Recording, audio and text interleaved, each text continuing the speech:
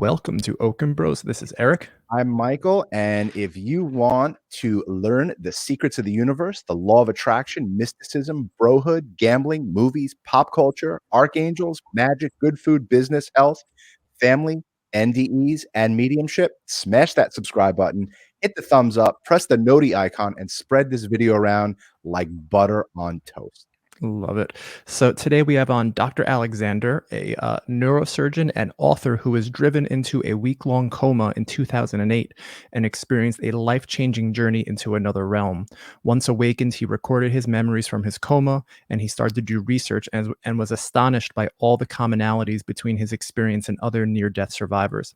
He's the author of Proof of Heaven, Seeking Heaven, The Map of Heaven, and Living in a Mindful Universe. First, thank you for coming on, Doc. Well, Eric and Michael, it's great to be here. Thanks so much for having me on. Wonderful. First question. Before this all started for you, what were your thoughts on the afterlife? Well, I had my childhood was influenced by my father. He was an academic neurosurgeon. He was a chairman of a neurosurgical training program. He was very scientific. He also was quite religious. I mean, he prayed, he knew the power of prayer and healing. I grew up in the 60s and 70s, and like so many from that era, I always knew that science is the pathway to truth. Now, I wanted to believe a lot of what I heard in that Methodist church growing up in North Carolina, but in my 25, 30 plus year career in neurosurgery, including 15 years at Harvard Medical School, I thought I had some idea of how brain, mind, and consciousness work, but I must confess I was kind of seduced by the simplistic and false materialist or physicalist notions of the universe. And therefore, I thought the physical world is all that exists. The brain must somehow create consciousness. I realized there were some really deep problems around that issue that materialism really could not solve at all. But I thought we just needed to do more homework. And that's why, I would say that when I went into coma, right up to that time, I had really wrestled and struggled with a lot of those issues: science, religion, afterlife, belief in God. And in fact, as I tell in the book Proof of Heaven, due to my adoption history, I entered a dark night of the soul in February of 2000 and basically gave up on any belief in a loving personal God or the power of prayer. And that had to do with a perceived rejection from my birth mother that I discovered in February 2000. And that's how I spent the next 8 years until my coma. It turns out it was a crucial event, as people who've read Proof of Heaven will realize, that I met my birth family a year before my coma.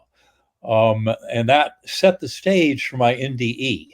But I had wrestled and struggled with all this. I had a dark night of the soul where I lost all faith for the 8 years before my coma. And then I spent 7 days in coma that absolutely showed me the reality of eternity of soul and of consciousness.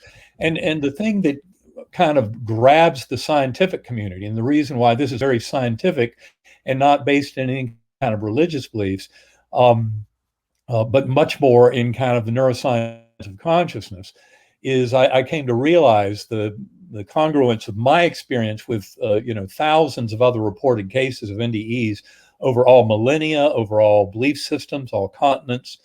There's a tremendous amount of consistency there when you start to study these. And you realize that the brain is not the producer of consciousness at all. And that's really where my NDE took me.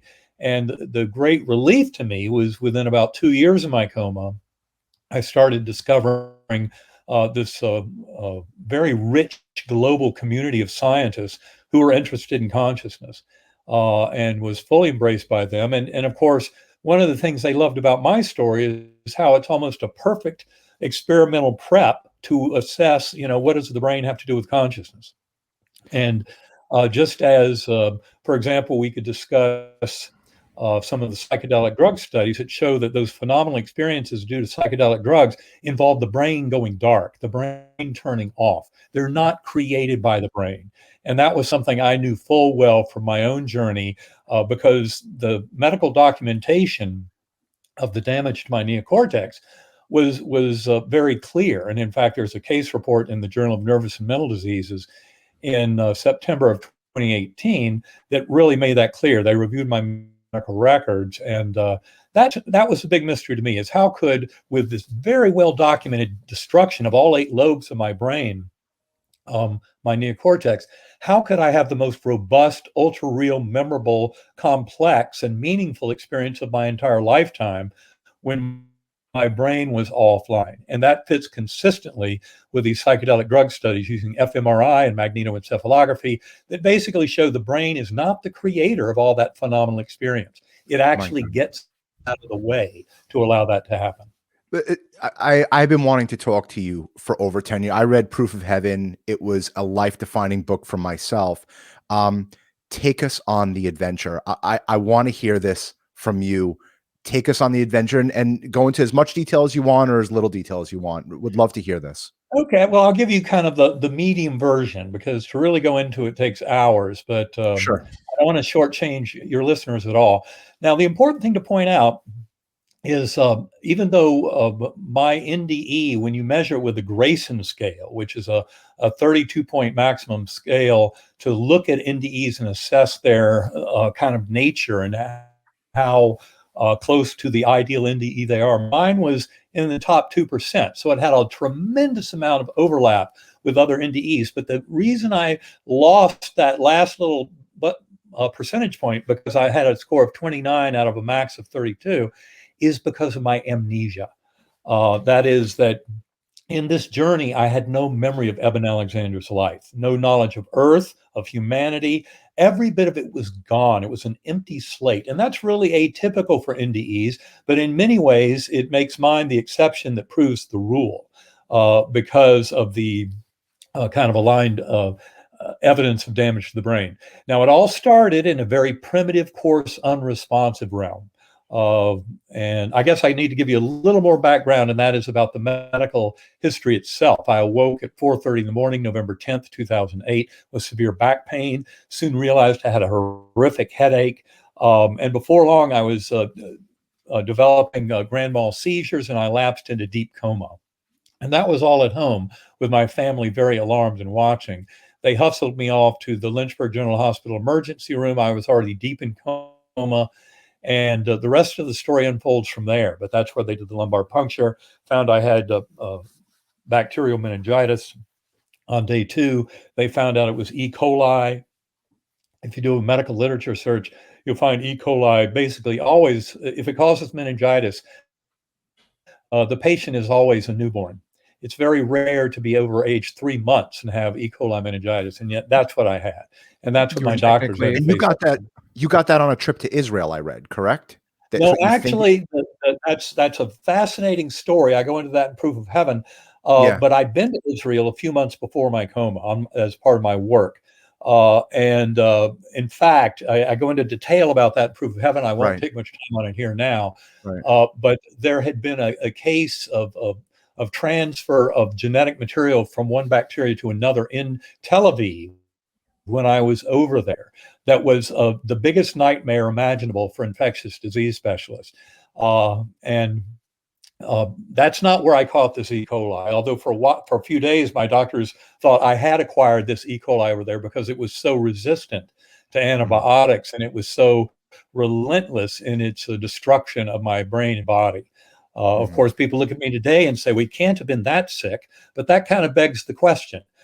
Because in fact, I was that sick. That's what that case report makes very clear, that my survival, my doctors estimated I was down to a 2% chance of survival by the end of that week. oh my At the beginning of the week, they estimated 10% chance that I would live through it. But by the end of the week, that was down to 0. And not only that, they thought the chances for any kind of recovery of function were nil. And that's why they recommended stopping the antibiotics. But to then get back to the core of the story, what did I right, experience deep in this coma? And the important thing from a neuroscientific viewpoint is that this all happened while all 8 lobes of my brain had full thickness damage and swelling and attack by this E. coli meningoencephalitis. It was a very severe case, and So in you were fact, my brain very dead. recovery from that. Sorry, You were brain dead, basically, brain right? dead. I would not use that term because that was the next step. Okay. taking me off of the ventilator, going through brain death criteria. That was all the next step to happen, in the next few days after they made that decision to withdraw care. But they never went that far. But there's plenty of evidence from from the scans, from the lab values, and especially from the neurologic exams, that all 8 lobes of my brain were badly affected. In fact, my Glasgow Coma Scale, now when you or me, the Glasgow Coma Scale, or GCS, would be 15. In a corpse, it's 3. Anything below 9 is deep coma. And for almost the entirety of those deep days in coma, what I had was a GCS of between 6 and 7. And there are probably Wow. times when it was down to 5. And I'm sorry, my dog is barking. I might have Quite all right. to It's okay. If you want do him to be a something part of about the show, it's him. fine. Yeah, Copper. We'll see if he'll just be quiet Copper. on his own. So anyway, I want to get you back into what I experienced The deep in coma. adventure. Yeah. Yeah, the Again, adventure. completely amnesic. I had no knowledge of Earth, empty slate as I went into this. And it started in what I call the earthworm's eye view, a very primitive, coarse, and unresponsive realm. It's like being in dirty jello. And I have a strong memory of roots or blood vessels all around me. I had no sense of body awareness during any part of the coma. There was never a sense that I had eyes and ears and all that, even though I was a piece of awareness, so I could perceive and I could record. And in fact, one of the most astonishing things is that parts of this journey, you slip out of the apparent here and now that we normally have in our bodies, and you start experiencing things across greater expanses of space and time, and even multidimensionality that is so hard to put into words. But anyway, back to this Earthworm eye view, very primitive course start to this whole adventure. I'm sure I had no memory of moment to moment, so it seemed I'd always existed there. And when I would early on tell this story to people, they would say, "Was that earthworm eye view? Was that some kind of hell or purgatory?" I would think hell would be at least a little bit interactive. And this realm, even though I had no language, I had no words, I could still kind of wonder who, what, where, how. And there was never a flicker of a response from that world around me, that universe. The good news is it didn't last forever. I was rescued by this slowly spinning, pure white light. It had an appearance kind of like ground glass, but it was absolutely kind of pure in its essence as a source of light, surrounding by these fine silvery and golden tendrils. And it was coming towards me very slowly and rotating. But one of the most beautiful things about it was it came packaged with a perfect musical melody. That Earthworm eye view, my memory of it included a lot of things that we would label as kind of smells and sights and sounds and kind of environmental inputs. But it was something that there was a steady pounding sound, like somebody smashing an anvil very slowly and methodically, that went on the whole time. It was almost like this form of torture to go along with that earthworm eye view and the kind of coarse, muddy murkiness of it all. And that's why this slowly spinning white light that came towards me, it opened like a portal. And it had that beautiful musical melody associated with it. And this is what ushered me up into the Gateway Valley. And the Gateway Valley was the best way to describe it. It was ultra real. It was much more real than anything I'd ever experienced here. Colors beyond the rainbow of absolutely rich kind of ingredients. And again, as I said, this whole business of being able to perceive across great swathes of time and space, become other beings. It's what I call knowledge through identification. And that's what was going on in that Gateway Valley. Now, for my entire exposure in the Gateway Valley, I was a speck of awareness on a butterfly wing. And there were millions of other butterflies, and they were looping and spiraling in these vast formations over this lovely meadow. The meadow was lush with life. There were no signs of any death or decay, incredibly rich and fertile plant life. I remember buds, blossoms, flowers blooming, all in this very rich, dynamic texture. And it was something that really goes beyond any kind of words, even though I use earthly descriptions for a lot of it. There were sparkling waterfalls and the crystal blue pools.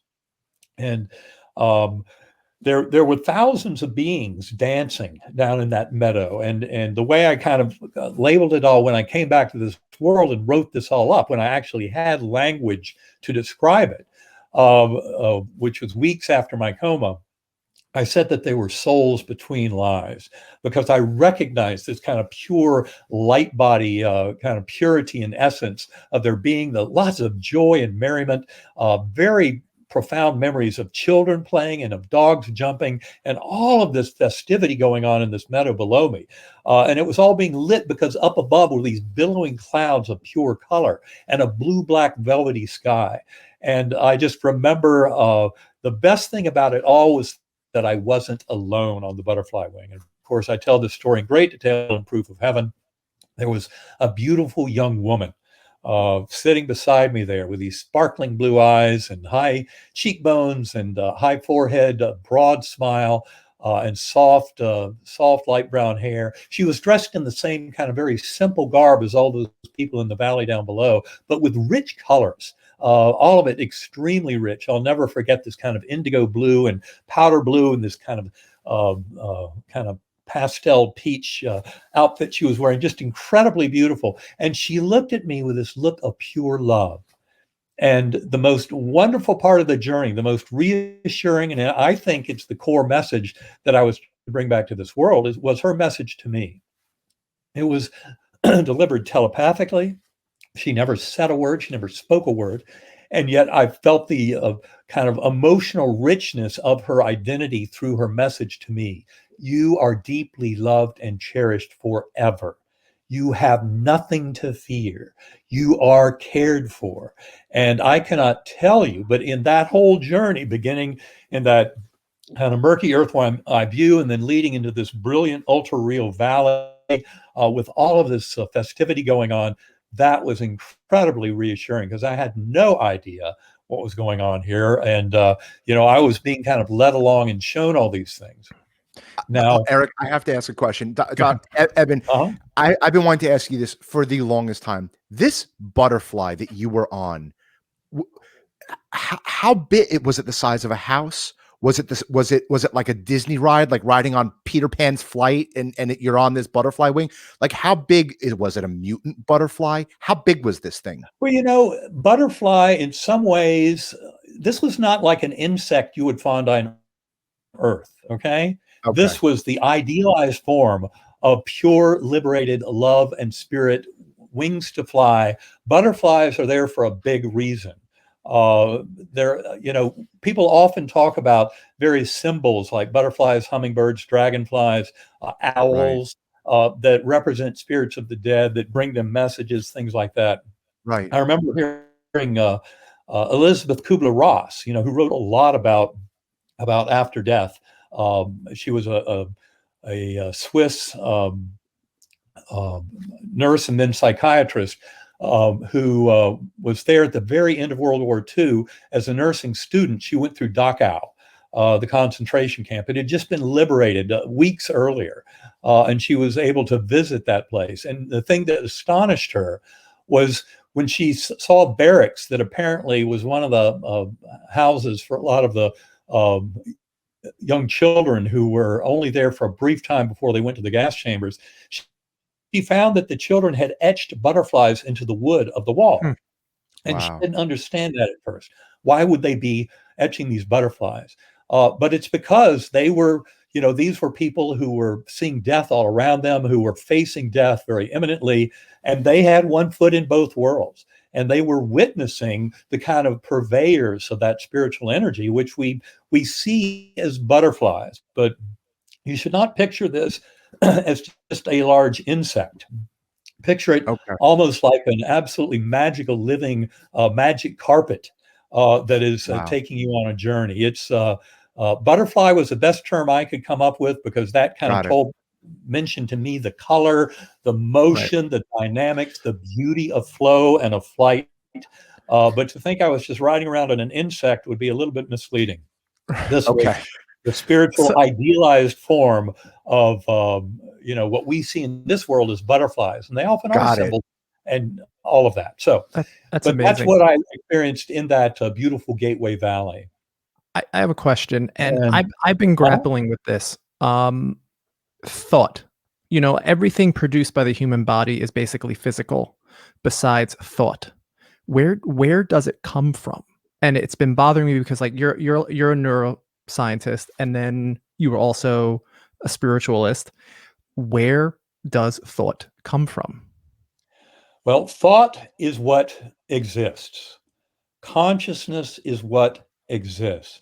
The physical world is an extrapolation. It is something that is projected out of consciousness. And that's, how our perceptions work.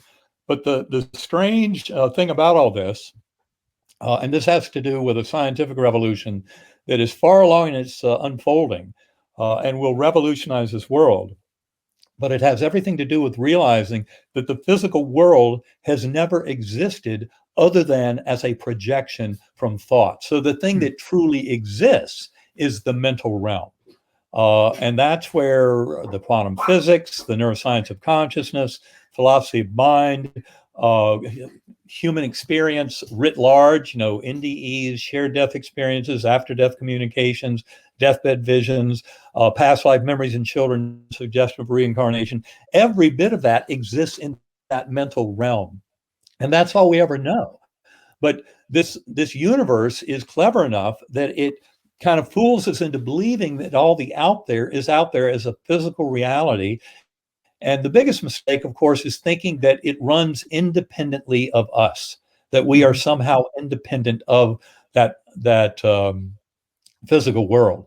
But we're not. We are. We The thing that's needs to be understood, though, is that it all is organized in a mental layer, and we have tremendous influence on the mental layer.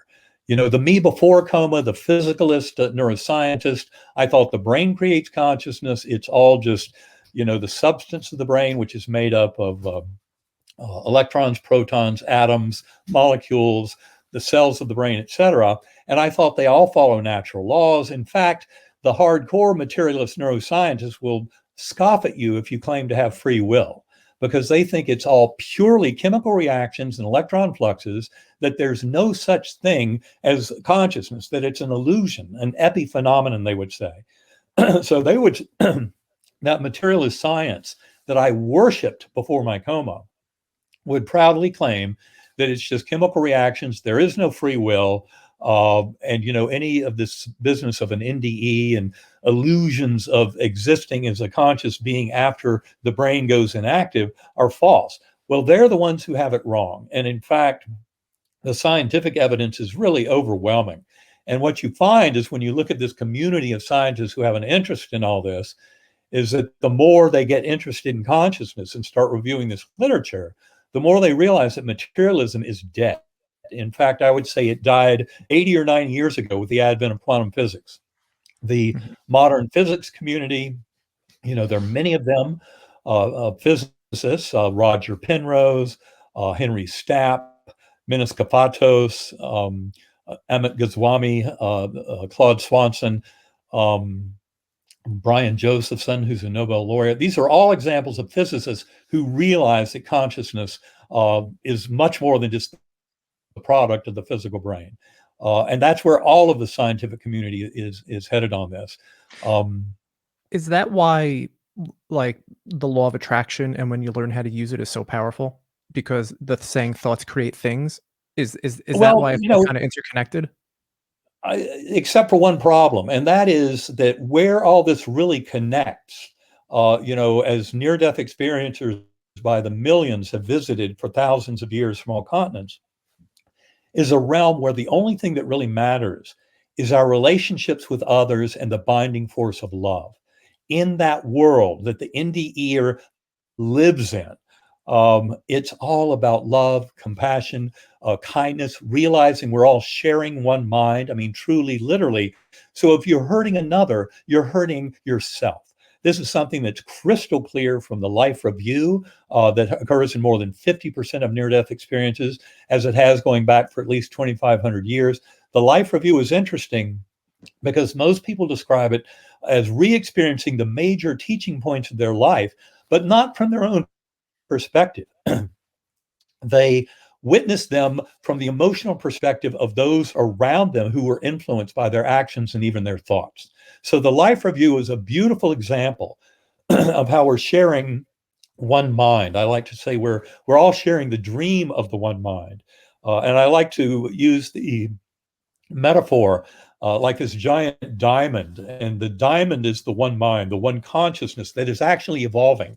It's not all knowing, it is a dynamic process. And it has all these facets like a diamond does. And each one of us, each sentient being, is a different facet. So we all have different perspectives of this, but we're all contributing to that dream of the one mind. And that's something that comes very clear in the life review. You talk with lots of NDEers about it, and you start getting that picture. It's not from their perspective at all. So if you've handed out a lot of pain and suffering to others in your life review, you basically are on the business end, receiving all that. And it's actually kind of a neutral environment, except for the fact that that infinitely loving and healing force, that God force that is all around in that environment, makes any of your actions that look selfish or greedy in this world look especially, wrong. And that's why the life review, in many ways, gently nudges us. Because it's really like the golden rule: treat others as you would like to be treated, written into the very fabric of the universe. When you realize we're all truly in this together, and that involves not just humans. That's uh, one thing that I think we can say in the modern scientific era and study of consciousness is something we share with animals and plants in many ways, going way down the evolutionary pathway. And the best way to look at it is that all of reality exists within consciousness. And the more we can understand how that top-down causal principle of that one mind, how it uses this kind of a multiple perspective view of multiple individual sentient beings that are all deeply connected as this one mind, that's really the model to kind of look at as you come into an understanding of your relationship with the universe and this evolving kind of scientific view of consciousness and what it is. But Eben, in I that want view, to. Oh, the oh, go brain ahead. then becomes a filter. Okay, so it Yeah. filters in and allows in primordial mind, but it's not the creator. In fact, our brain is not even the repository of memories. As much as I Hmm. believe that all my career, I did a lot of work studying memory, doing awake craniotomies in patients and electrically stimulating the brain while they could report back to me the phenomena they experienced. Well, what you come to realize is the brain is not the creator of consciousness at all. It That's simply serves as a filter. And that's why when we die, we're released from the shackles of that prison of the physical body and brain. But we can use meditation, centering prayer. We can have spontaneous epiphanies, all kinds of things that show us that we're not truly just this body living birth to death, and that's all there is to it.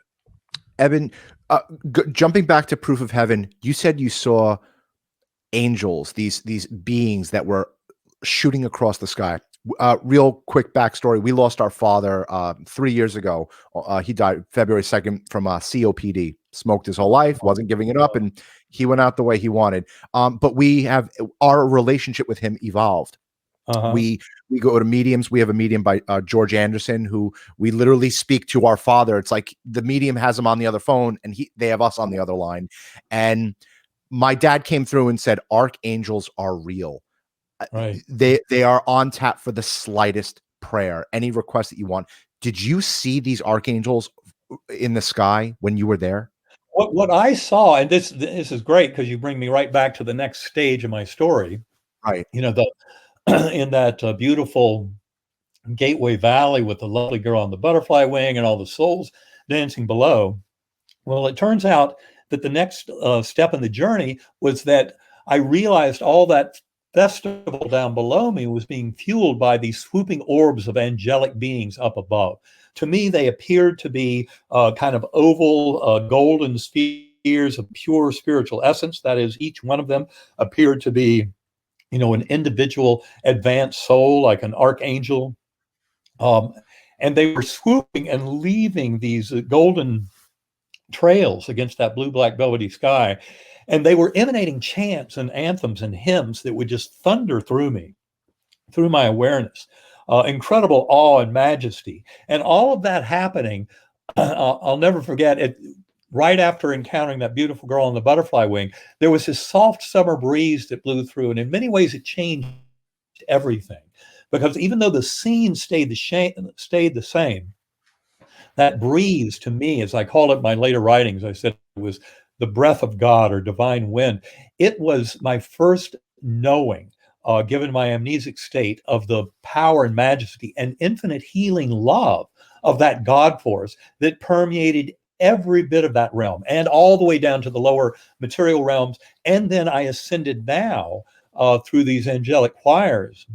They provided yet another portal, a spinning light portal, kind of like a wormhole that led up to higher and higher levels. I remember seeing all of space-time collapsing down, four-dimensional space-time going first, and then this entire spiritual realm of the Gateway Valley, including a very different ordering of causality, which I call deep time. Very important to understand that time flow on Earth is part of the stage setting for our souls to live these lives. But there's a much more fundamental ordering that enables growth of souls and, in fact, the evolution of all consciousness that I call deep time.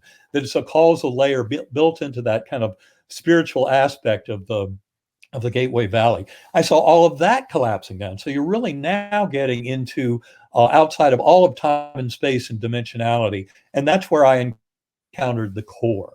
The core was infinite inky blackness, but filled to overflowing with that divine love of the healing God force.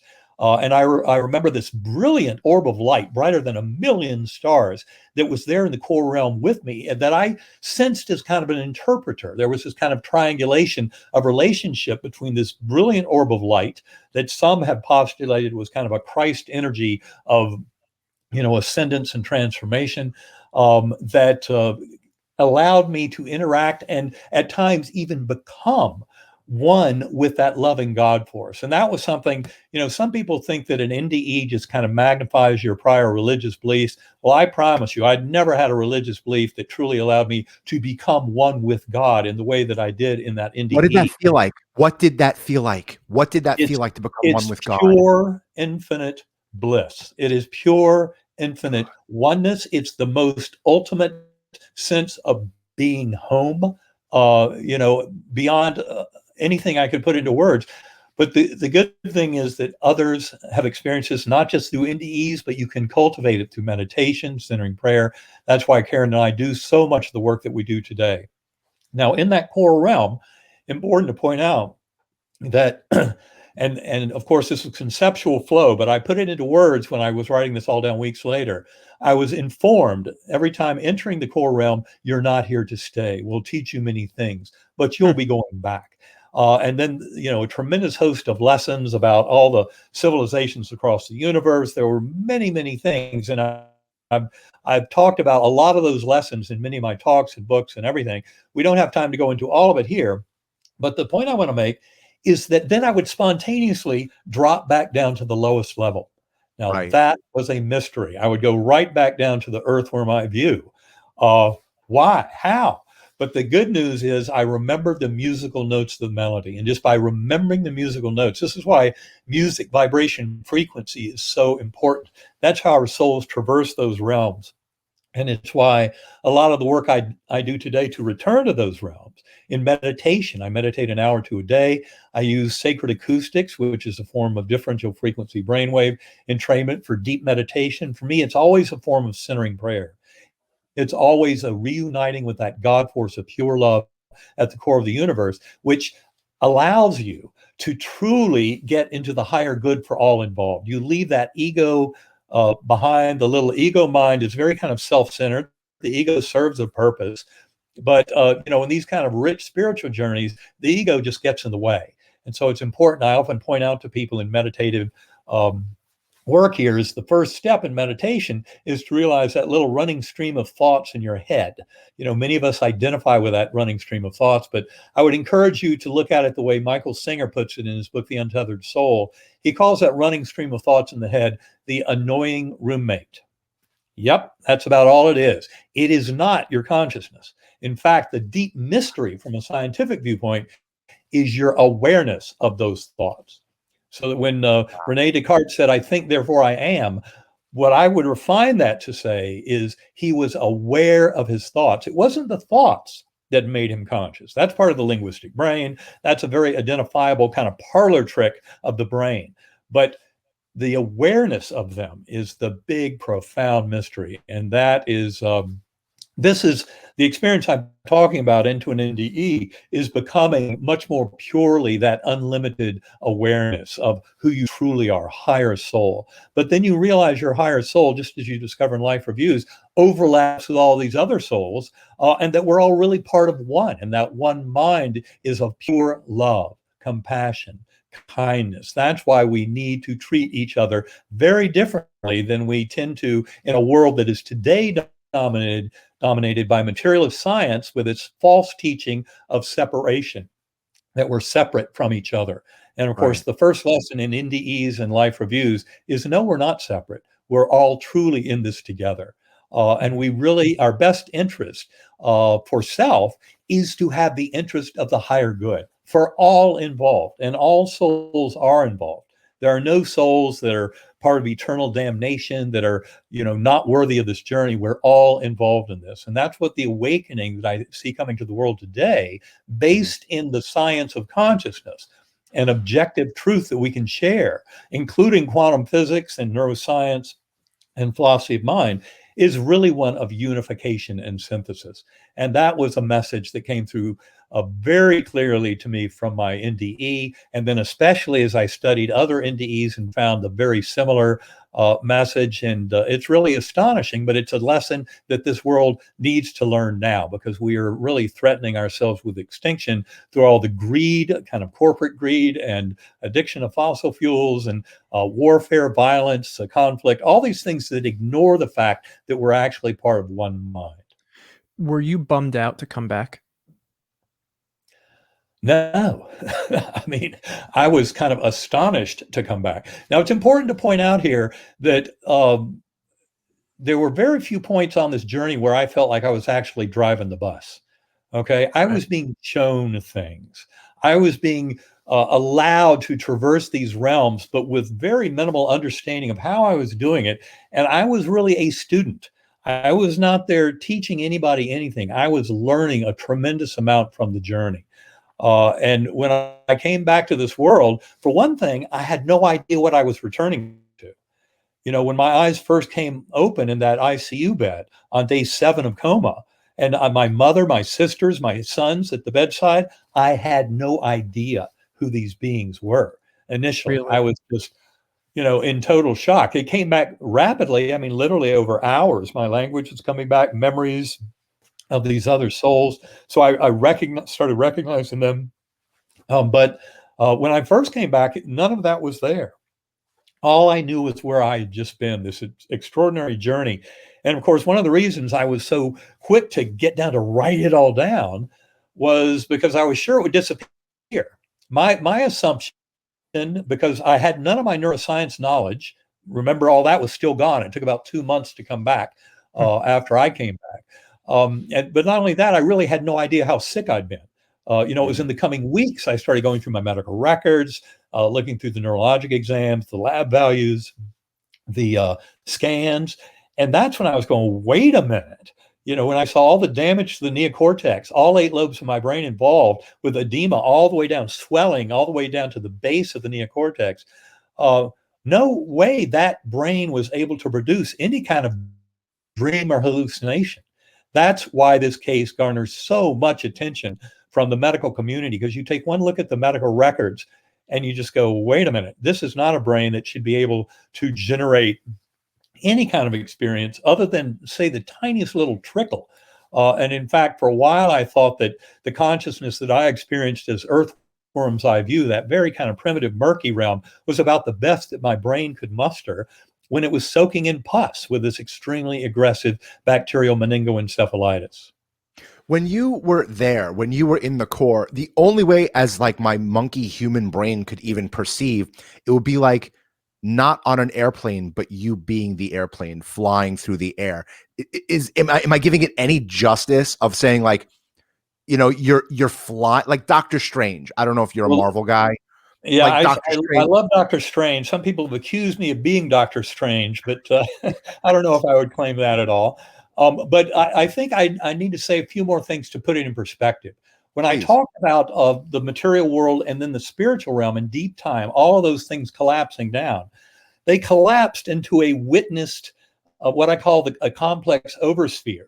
So I saw this multidimensional collapse, and the dimensions were not just spatial, but temporal, more than one temporal dimension, all of it collapsing down uh, into this complex oversphere. And then my sense of the core was this vast void that was able to contain the entire higher dimensional multiverse throughout all of eternity and present it to me as this tiny little thing like a basketball. That should give you an idea of just kind of the scale and scope of what this involved. And then a lot of the kind of learning and knowledge, a lot of the experience that people have is what I call knowledge through identification, where you actually become big swathes of the scene being presented to you. So in life review, you become the other beings around you. You feel their emotional power based on how your actions and thoughts influence them. And that's But kind you of still the way retain that you still retain you though, right? Like you still it are there was, are yes, there was a me of awareness, but right. that awareness during my journey had absolutely zero memory of Eben Alexander's experience as a human being. That Right. was kind of the key. And that was absolutely essential. It is atypical for NDEs, I realize, and yet it has come to explain so much more about my journey, why I had this journey, how it fits in with everyone else's journey and understanding, and how it fits in with the emerging science. Do you think, I mean, do you think that was because, like, you weren't quite dead?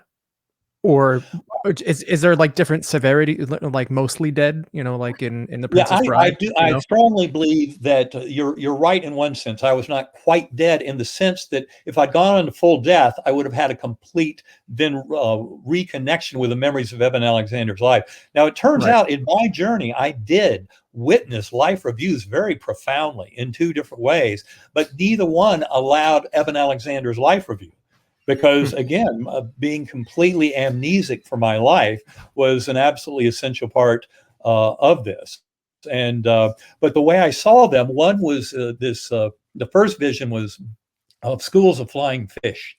And it was this very strong sense that down in the material world, we were like fish down in the water. And we were kind of dumbed down. We didn't have full knowledge of our higher souls. We come into this life remembering past lives and between lives, but those memories get covered up around age 5 or 6. So it's very difficult to recover them after that time. And but what I saw was the flying fish would then come out of the water. That's when we die and leave the physical realm, and that's when we reunite with higher souls and soul groups, go through life reviews, plan next incarnations for the further lessons. It's all a process of growth. There's a religious tradition of saying that reincarnation is just you got to get off the wheel of suffering. This is not the same thing. This is really a progressive kind of evolution of consciousness, like Teilhard de Chardin wrote about in his mid 20th century book, The Phenomenon of Man. And I believe that's what's actually going on. But so the flying fish was one a metaphor that I saw in my visions for life reviews and reincarnation. But the other that was much richer and came at a different cycle through the core realm was this thing that I kind of liken to Indra's net. It was the vision of our lives, our soul journeys, as this giant tapestry of interwoven golden and silvery threads. And with the very web and weave of this tapestry, I could sense individual sentient beings across multiple civilizations across the cosmos, all in this kind of web and weave of coordination, of resonance, of breathing almost, into the between lives, then down for another incarnation, then between lives, incarnation, just like breathing, this oscillation. But it was always progressive and building towards something. And in the middle of this incredible Indra's net vision that I had, was this glowing core of knowledge and truth that in many ways resembled for me that brilliant orb of light that I saw in the core realm. And so it was an absolutely astonishing vision of reincarnation, of past life memories being incorporated, a reunion with our soul group between lives and then planning of next incarnations. An incredible vision, but it showed me so much the richness of that whole process. So it makes no sense to look at it as one incarnation, birth to death, and that's all there is to it. Were we, when did we lose sight of spirituality? Back in time, were we more in touch with spirituality and more connected?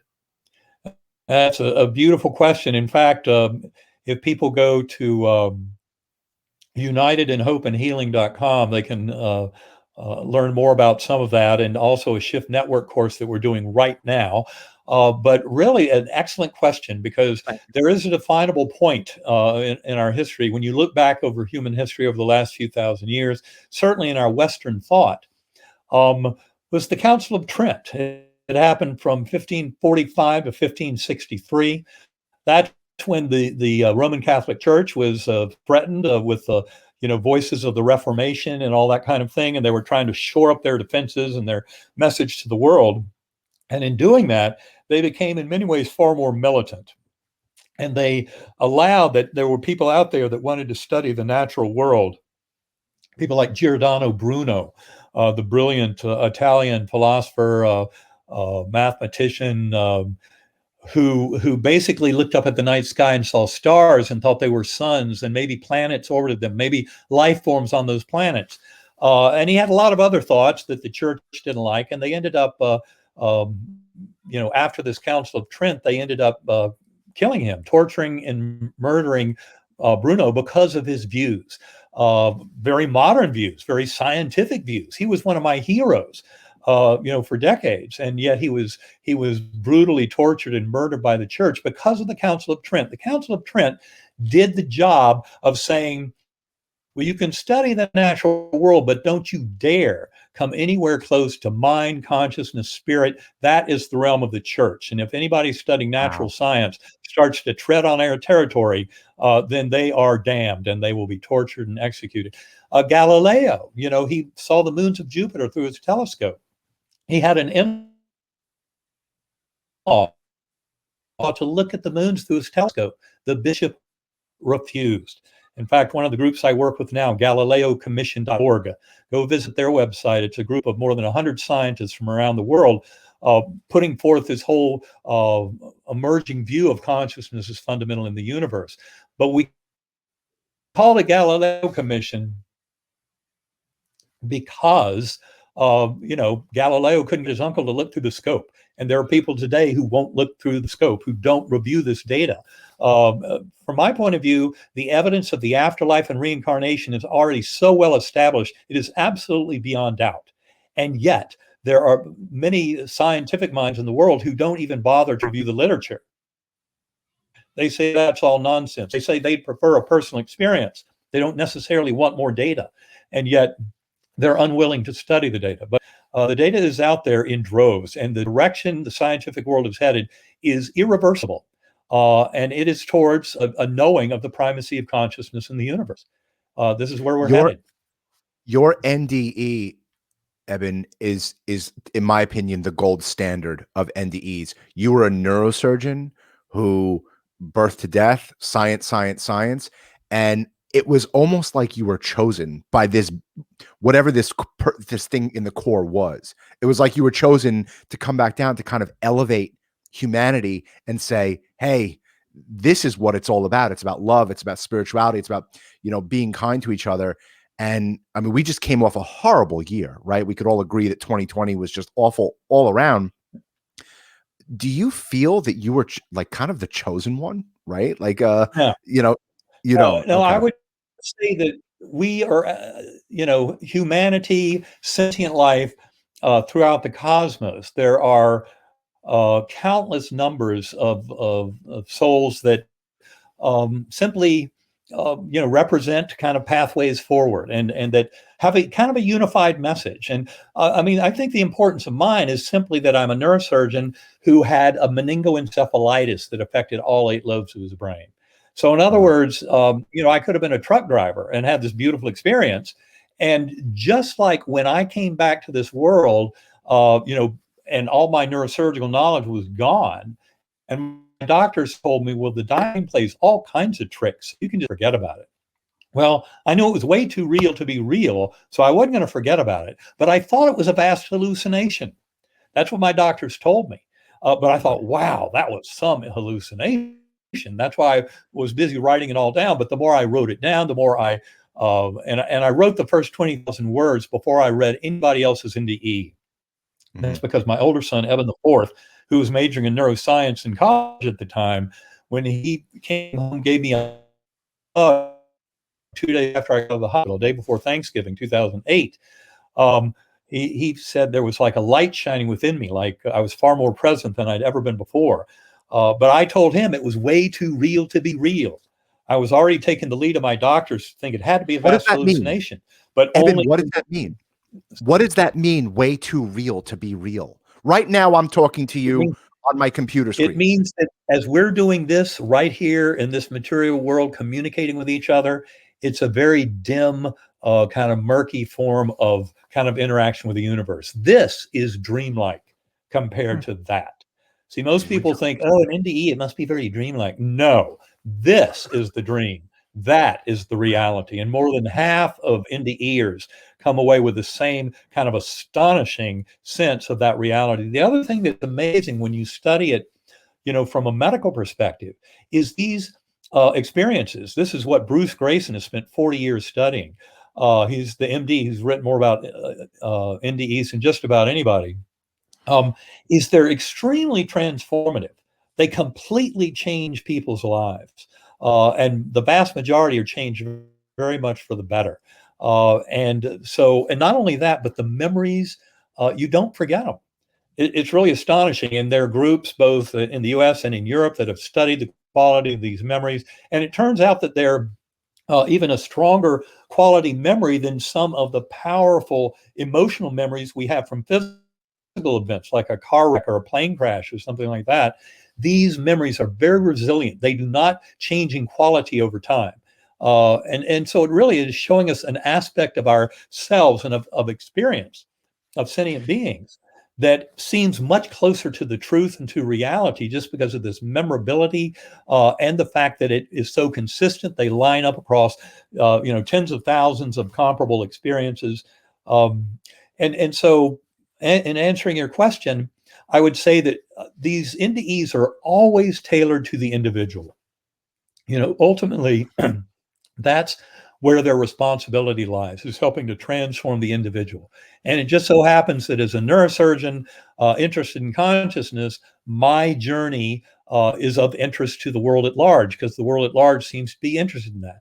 But there are thousands of NDE experiences I've heard out there in the world that I think contribute a tremendous amount to this. So there's no way any of us can claim to be something special about being chosen for this mission. We're all in this together. I think that, there's a lot of people out there that would say it doesn't exist. And the reason why they say it doesn't exist is because they may feel their life isn't fair. Pain, suffering, loss. Why are we put through this? What is it? Is it because of the lesson to be learned? Why are we put through life when life can be pretty painful sometimes? Well, that is very much the case. And what I will tell you is from my experience, and it's only been proven more and more strongly in the 12 years since then, I came to realize that the hardships in life are the gifts. They are the milestones that mark our pathway forward. It's how we deal with the hardships.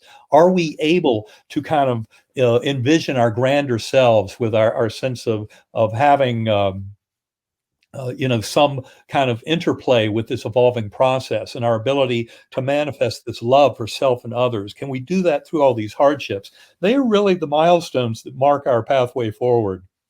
And so I've come to look at illness and injury in many ways as gifts. And you really have to take that bigger perspective, not the little ego. And that's why if you simply dwell in your little ego mind and, poor me, and pity me about this and that little hardship, you're not going to really make much progress. But by kind of fully addressing the hardships and challenges in life and coming to realize that we have the power to learn from them, to gain energy from them, to grow and transform from these hardships, that's where we really start to come into our own. And I would say this is not just true for the individual, it's true on all scales, ethnic groups, national groups, humanity at large. In fact, right now, humanity, this all brings up this concept of a gift of desperation. That is a notion that comes out of addiction and alcoholism work. I had my own struggles with alcohol, as I mentioned in Proof of Heaven. I stopped drinking in 1991. It was never an issue at work, but on my nights off, I leaned a little too heavily on that scotch. And the reality is, I came to realize it was not doing me any good. And so I left it behind. And it was a beautiful gift of awakening. And I came to tell people I was a grateful recovering alcoholic, not for having gotten away from alcohol, but for having the disease in the first place.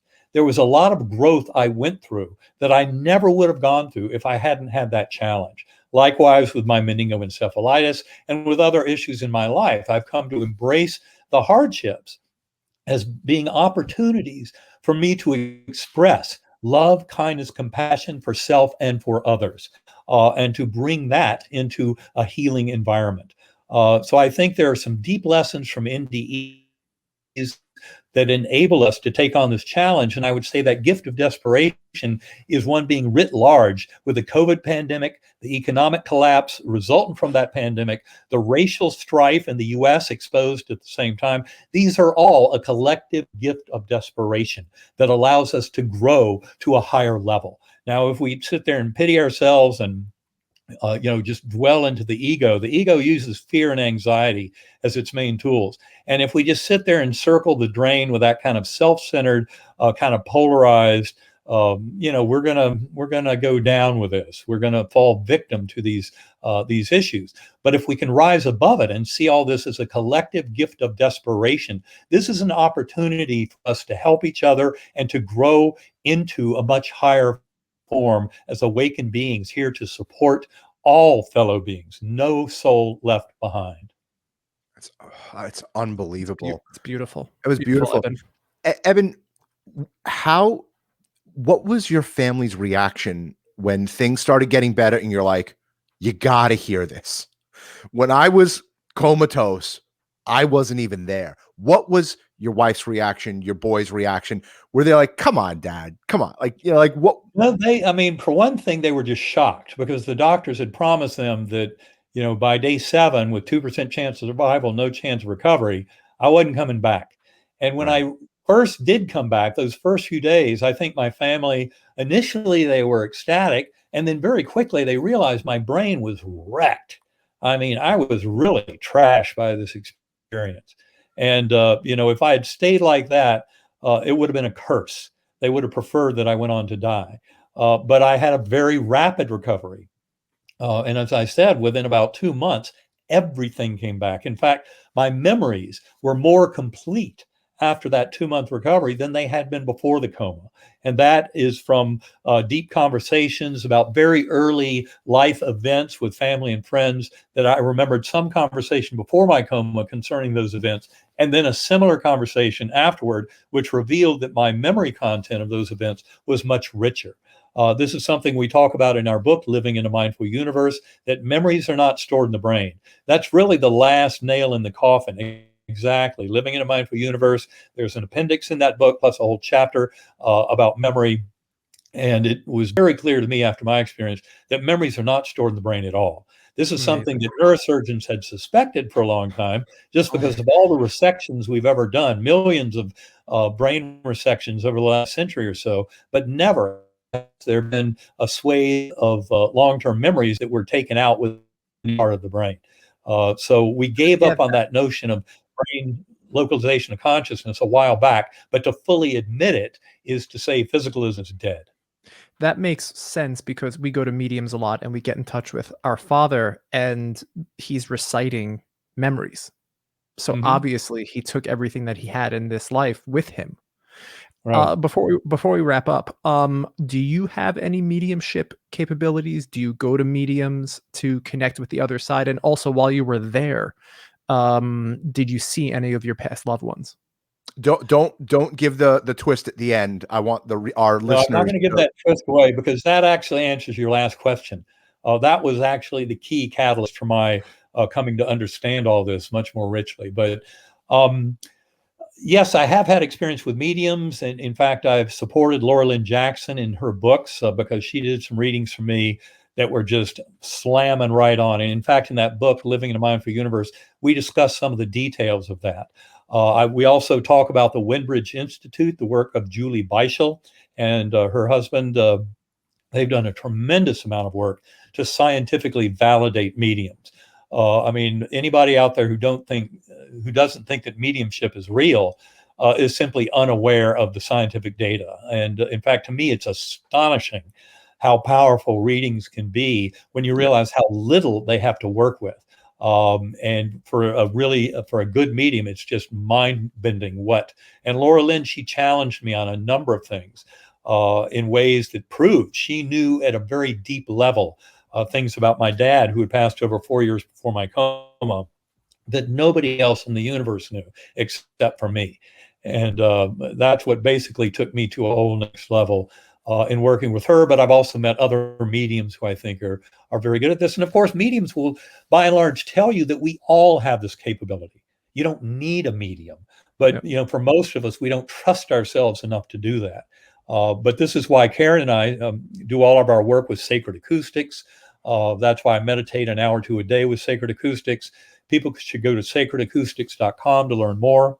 Differential frequency brainwave entrainment is a very powerful way to liberate conscious awareness from the here and now and the kind of apparent confines of the physical brain and the sense of personhood, to allow your consciousness to roam free. And it's mainly because differential frequency tones are slightly different frequencies to the two ears that intersect in the lower brainstem. And very unlike every other sound you've ever heard in your life that's processed up in circuits that arose in the last few million years in evolution of primates and Homo sapiens, in the acoustic cortex, the sacred acoustics tones are influencing that lower brainstem circuit that's more than 300 million years old. And I believe it's that very ancient kind of involvement that allows it to give us such a fundamental separation of kind of mind into primordial consciousness to basically bypass the veiling function of the brain. So I highly recommend anybody who's interested, go to sacredacoustics.com to learn more. Go to unitedinhopeandhealing.com to learn a lot more there. And ebenalexander.com. There are a tremendous number of resources, a big reading list, a lot of blog postings that explain much more about my journey and my scientific work since then. Eben, thank you a million times over for coming on. That was absolutely fascinating. And it makes me feel so good. It makes me feel so good when I I'm have so glad it helps. conversations. You know, Well, it just, thank it you gives all. reassurance, even though we are 100% believers. Just, I learned something new today about memories, and that's gonna, if anything, stay with me from this show, is that your memories stay with you, and that's amazing to me. Absolutely. our father came through and he described the levels that you were talking about. He said, Mike, he said the levels, he said it's infinite. He even kind of coincided with the Kabbalah, and like we were like, what's that? Like our father was not into Kabbalah at all, and he said he's like, the Kabbalah is real. He's like, study the Kabbalah and you will get kind of like an inkling of what's going on over here. So, well, the Kabbalah definitely hits a lot of high notes and resonates deeply with the profound truth of this. In fact, that's a lot of the work we're doing in the Shift Network course that we're just starting, as I mentioned. And it's really Karen's wisdom that is reflected there, but going all the way back to ancient Egypt. Yes. And showing how the notions of oneness, of sharing the one mind, really all originated in ancient Egypt, and then were promulgated through various levels to influence China, to influence India, to influence the Middle East and Greece and other forms of modern thought. But all of it centers in those ancient traditions, and to see it all coming full circle now with quantum physics and neuroscience is absolutely fascinating. Yeah, I was afraid to bring up the Kabbalah because, like, my dad it was weird. But once we started that journey of archangels and the Kabbalah and magic and the spirituality portion of it, I mean, it really, it's endless. And that's what our father said. It's endless over there. This is not just like, oh, here's a guy in the sky. Right. And our souls will never get bored. I promise you that. And he said that, and he said, "There is no God." He said, "It's not some guy in the sky pointing his finger saying, 'You're right, Yeah. you're wrong, you're going to hell, you're not.'" This is what we've been conveyed. But we're gonna log off now. Anytime that you wanna come on, you have a platform with Okon Bros. Thank you so Well, much, thanks Evan. so much. Well, I And appreciate that. Yeah, I love talking with you guys. So maybe we should do this again sometime. Would love that's that. that's appreciated. All right. Everybody, please like, subscribe, and share this show. Check out ebenalexander.com for more information. Everyone, go buy Proof of Heaven, The Map of Heaven, and Living in a Mindful Universe. You will not be disappointed. I'm a disciple of Evan, been that way for years, and really pleasure to talk to you. Hang on one second. We're going to sign off. And, that's it. Everyone like, subscribe, All right. share this video. Thanks, Well, everyone. thank Bye-bye. you all very much. Great Thank talking you. with you. Thank Thank you. you.